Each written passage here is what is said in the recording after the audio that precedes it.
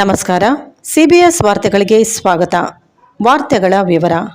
ಆನೆಗುಂದಿ ಉತ್ಸವಕ್ಕೆ ಸರ್ಕಾರದಿಂದ ಮೀನಾಮೇಷ. ಶಾಸಕ ಜನಾರ್ದನ್ ರೆಡ್ಡಿ ಸ್ಪಷ್ಟನೆ. ಗಂಗಾವತಿ ಐತಿಹಾಸಿಕ ಹಿನ್ನೆಲೆ ಹೊಂದಿದ ವಿಜಯನಗರ ಸಾಮ್ರಾಜ್ಯದ ಪ್ರಪ್ರಥಮ ರಾಜಧಾನಿಯಾದ ಆನೆಗುಂದಿ ಉತ್ಸವಕ್ಕೆ ಸರ್ಕಾರ ಸೇರಿದಂತೆ ಕನ್ನಡ ಮತ್ತು ಸಂಸ್ಕೃತಿ ಇಲಾಖೆಯ ಸಚಿವರು ಹಾಗೂ ಜಿಲ್ಲಾ ಉಸ್ತುವಾರಿ ಸಚಿವರಾದ ಶಿವರಾಜ್ ಎಸ್ ತಂಗಡಿಗಿ ಅವರ ನಿರ್ಲಕ್ಷ್ಯ ಧೋರಣೆಯದ್ದು ಕಾಣುತ್ತದೆ ಎಂದು ಶಾಸಕ ಜನಾರ್ದನ್ ರೆಡ್ಡಿ ಹೇಳಿದರು. ಅವರು ಆನೆಗುಂದಿಯಲ್ಲಿ ಉತ್ಸವದ ಸ್ಥಳಗಳನ್ನು ಪರಿಶೀಲಿಸಿದ ಬಳಿಕ ಮಾಧ್ಯಮದೊಂದಿಗೆ ಮಾತನಾಡಿದ ಅವರು, ಈ ಹಿಂದೆ ಜರುಗಿದ ಆನೆಗುಂದಿ ಉತ್ಸವಕ್ಕೆ ಸಂಬಂಧಿಸಿದಂತೆ ಸರ್ಕಾರ ಬಿಡಿ ಕಾಸು ಸಹಿತ ಅನುದಾನ ಕಲ್ಪಿಸಿಲ್ಲ. ಕಲಾವಿದರಿಗೆ ನೀಡಬೇಕಾದ ಪ್ರೋತ್ಸಾಹ ಧನ ಸಹ ವಿತರಿಸದೆ ಕಲಾವಿದರ ಹಿಡಿ ಶಾಪಕ್ಕೆ ಕಾರಣವಾಗಿದೆ. ಇಂತಹ ಸಂದಿಗ್ಧ ಪರಿಸ್ಥಿತಿಯಲ್ಲಿ ಆನೆಗುಂದಿ ಉತ್ಸವ ಎಡೆಯುತ್ತದೆ ಎಂಬ ವಿಶ್ವಾಸ ತಮಗಿಲ್ಲ ಎಂದು ಸ್ಪಷ್ಟಪಡಿಸಿದರು. ಇನ್ನು ಕೆಲವು ದಾನಿಗಳಿಂದ ಸಹಕಾರ ಪಡೆದು ಉತ್ಸವ ನಡೆಸಬೇಕಾದ ಪರಿಸ್ಥಿತಿ ನಿರ್ಮಾಣವಾಗಿದೆ ಎಂದು ಸರ್ಕಾರದ ಅಸಹಾಯಕತೆ ಬಗ್ಗೆ ಟೀಕಿಸಿದರು.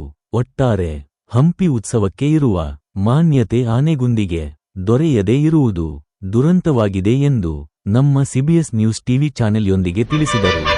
ಮನೆ ಮನೆಯಲ್ಲಿ ಕಲಾವಿದರಿದ್ದಾರೆ. ಪ್ರತಿಯೊಬ್ಬರು ಕೂಡ ಅವರು ಮನೆಯಲ್ಲಿ ಅವ್ರು ಏನೇ ಕಷ್ಟ ಇದ್ರೂ ಕೂಡ ಕಲೆ ಬಗ್ಗೆ ಅಪಾರವಾದ ಗೌರವ ಇರುವಂಥ ಈ ನಮ್ಮ ಗಂಗಾವತಿ ಭಾಗದ ಜನರಿಗೋಸ್ಕರ ಆದರೂ ಕೂಡ ದೇಣಿಗೆ ಮೂಲಕ ಆದರೂ ಕೂಡ ನಾನು ವೈಯಕ್ತಿಕವಾಗಿ ಇನ್ವಾಲ್ವ್ ಆಗಿ ಈ ಕಾರ್ಯಕ್ರಮ ಮಾಡ್ತೀನಿ. ಶುರು ಮಾಡ್ತಾ ಇದ್ದಾರೆ, ಒಗ್ಗಟ್ಟಿದೀವಿ ಅಂತ ಹೇಳ್ತೀರಿ. ಪಾದಯಾತ್ರೆ ಇಲ್ಲ. ಅಲ್ಲ, ವಕ್ ಕಮಿಟಿ ಬಳ್ಳಾರಿ ಬಂದಾಗ ಬಿಜೆಪಿ ಅವರು ದೂರಿದ್ರು ಅಂತ ಹೇಳಿ ಎಲ್ಲೆಲ್ಲಿ ಕಂಪ್ಲೇಂಟ್ಗಳು ಬರ್ತಾ ಇತ್ತು ವಿರೋಧಿವಾಗಿ, ಅಲ್ಲಿ ಅವರೆಲ್ಲ ಕೂಡ ಒಪ್ತಾ ಇದ್ದಾರೆ. ಅದಕ್ಕೆ ಯಾರ್ದು ಅಬ್ಜೆಕ್ಷನ್.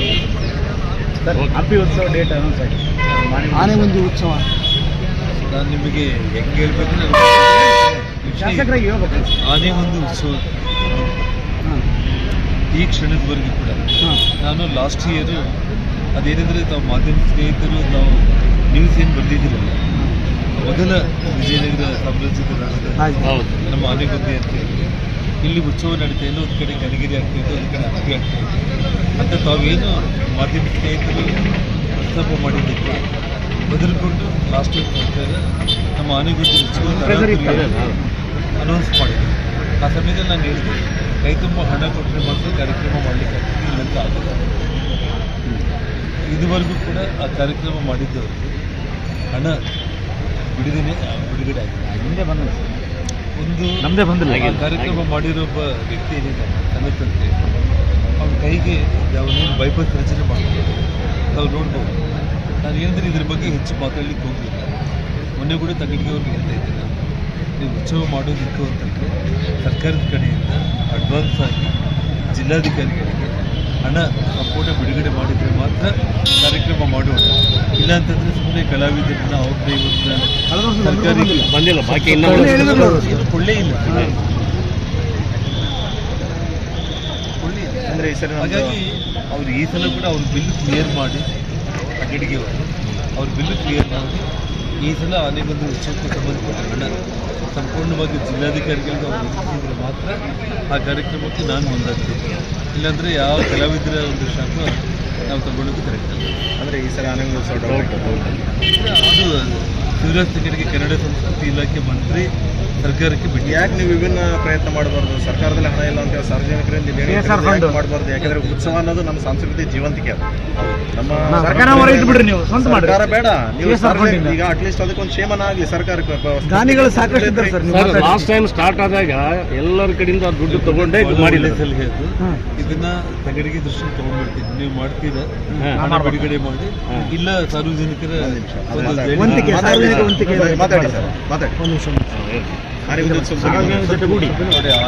ಉತ್ಸವ ಕಳೆದ ವರ್ಷ ಏನಾಗಿತ್ತು, ಯಾರು ಆ ಕಾರ್ಯಕ್ರಮವನ್ನು ರೂಪಿಸಿದ್ದಾರೆ ಅವ್ರಿಗೆ ಇದುವರೆಗೂ ಕೂಡ ಹಣ ಬಿಡುಗಡೆ ಆಗ್ತಿದೆ.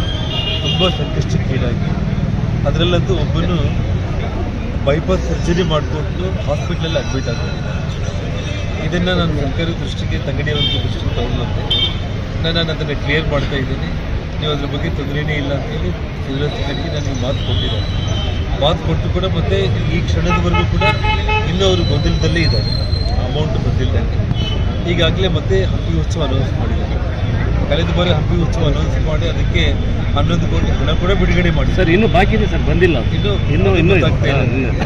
ಈ ಬಾರಿ ಆನೆಗೊಂದಿ ಉತ್ಸವಕ್ಕೆ ನಾನು ಶಿವರಾಜ್ ತಗಡಿಗೆ ಅವರಿಗೆ ಒಂದು ಮನವಿಯನ್ನು ಮಾಡ್ತೀನಿ. ಒಂದು, ತಾವು ಸರ್ಕಾರದ ಕಡೆಯಿಂದ ಕಳೆದ ಬಾರಿ ಮಾಡಿದಂಥ ಅವರಿಗೆ ಹಣ ಕೊಟ್ಟು ಈ ಬಾರಿ ಕೂಡ ಉತ್ಸವ ಮಾಡೋದಿತ್ತು ಅಂತಂದರೆ ಜಿಲ್ಲಾಧಿಕಾರಿಗಳಿಗೆ ಅದಕ್ಕೆ ಸಂಬಂಧಪಟ್ಟ ಹಣವನ್ನು ಒದಗಿಸಿದರೆ ಆ ಕಾರ್ಯಕ್ರಮ ಮಾಡೋಣ. ಇಲ್ಲ ನಮ್ಮ ಕೈಲಿ ಆಗಲ್ಲ, ನಾವು ಒಂದು